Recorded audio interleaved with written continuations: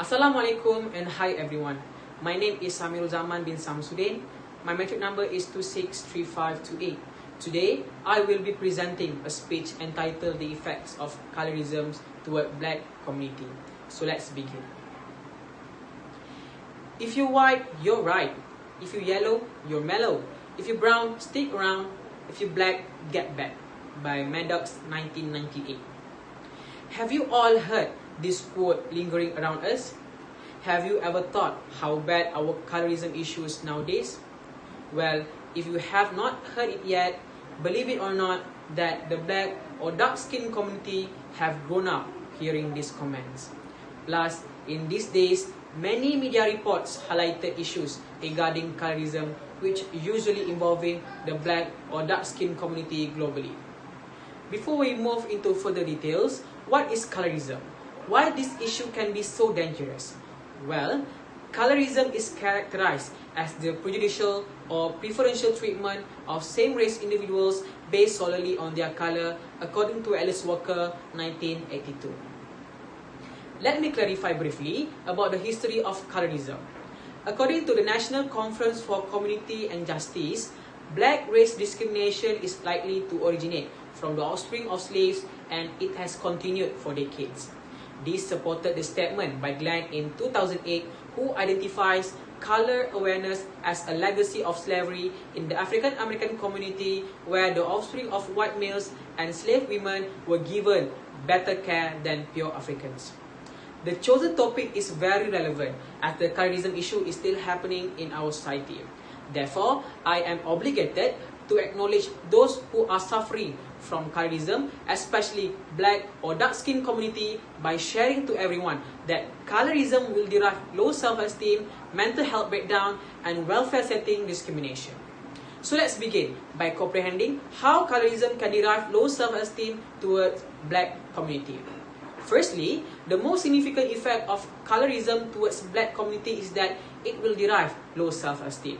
According to the psychosocial impact of colorism among African American women, Crossing the Divide by Lauren A. Fowles in 2014, it stated that skin color and physical attractiveness problems are closely related. The result found that dark-skinned African American women tend to have self-worth and trust problems in clinical cultures. The study also found that black women expect to be judged by their skin color, and women with more negative assumption of how they are perceived are categorized as dark-skinned. The relationship in culture with other people have a huge effect on how we think about appearance. For some individuals, intent rejection is not something they need to care about because appearance is not the thing that they doubt. However, social comparison will further encourage others growing up with low self-esteem to be more passive. Even within their own community, constant comparisons with them have led to colorism, which is at best explained by the National Conference for Community and Justice. From my perspective, colorism has led to negative stereotypes surrounding black women, which also leads to the narrative that dark-skinned people are unattractive, insane, and outraged. This process of reasoning is very negative to the society as a whole and causing them to build walls into the society. So let's move on to the next effect of colorism toward black community. Secondly, colorism will lead to mental health breakdown among the black community. Do you know anything about black community's mental health? Well, according to Mental Health America, 16% or approximately 7 million black people in America reported having mental illness in the past years, and this figure is more than the population of Chicago, Houston, and Philadelphia combined. Colorism plays a huge role from individuals to relationship and even expands into societal status. This could happen in both forms, interracially and intraracially. These forms of colorism impact the black community by causing division and can contribute to negative mental health effects such as anxiety and depression. Evidence suggests that fear is more chronic for black women according to the Anxiety and Depression Association of America, and the symptoms are more serious than their white counterparts. In addition to that, black women's anxiety and depression are commonly derived from how they are seen. Through the strong black women, the angry black women, and the video vixen, research and history reveals that there are three fundamental images which influence how black women are seen by other people and play a big role in the development of anxiety and depression. From my point of view, I think that the importance of taking care of good mental health should be run in a larger scope, not only because the fact that the percentage of black Americans who are likely to experience mental health problem is high, but the consequences of having one regardless of community globally. Now, let's proceed to my last point, which is how does colorism can trigger discrimination on welfare settings. Lastly, colorism will develop discrimination of welfare setting. According to the Pew Institute, children under the age of 18 are the lowest age demographic of Americans in his research, and the data showed that African American children are nearly 4 times as likely to be in poverty as white children. Under the Kennedy administration, public welfare changes to the SSA were adopted in 1962, where the goal of improving the standard of living in the country as a whole, leading to more households being eligible for work-related social security benefits. But this situation was troublesome for black Americans because of widespread racial disparity in jobs in the 1933 decades. According to Igor Rybov's study in 2013 on African American adolescents, colorism, and school to work and school to college change, African American males with the lighter skin tone were more likely to find a job and be in college than their co-racial peers with darker skin tones.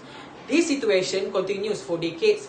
According to the book edited by Bluto R.A. and Anderson N.B. of the National Research Council's Panel on Race, Ethnicity, and Health in Later Life, the Institute of Medicine claimed that blacks, Hispanic, and some Asian groups relative to whites tended to have poorer level of healthcare coverage.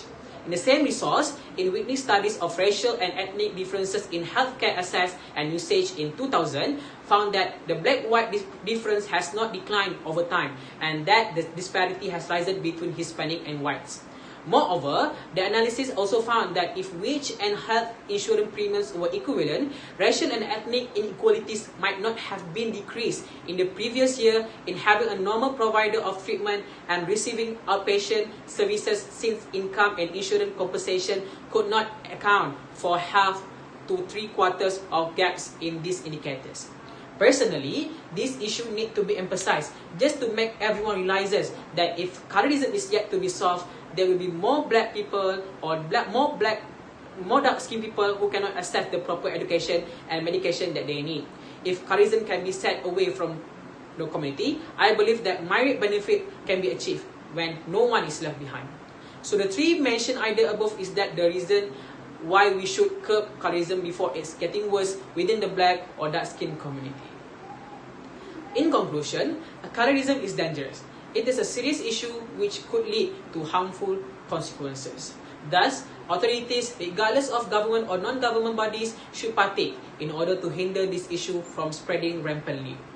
Rules and policies regulation pertaining colorism should be nuanced so that people will take this issue seriously. For example, in Bolivia, Chile, Ecuador, Greece, Kazakhstan, Lithuania, and Serbia have announced that ethnic discrimination is punishable by legislation. In addition, with the acknowledgement and encouragement of black peoples, African citizens, and people of African origin in Spain, the Congress of Deputies of Spain has passed a law on the memory of slavery. I believe to create such harmonious and tranquil society, we should understand each other regardless of ethnicity, skin color that we're born with, and our social status. Remember, colorism is the sibling of racism, and it is not how you look. It's about how people assign meaning to how you look. Do not let this thing ruin your life. I really hope that through this speech, with sharing this knowledge, can make you aware of this issue. With that, thank you.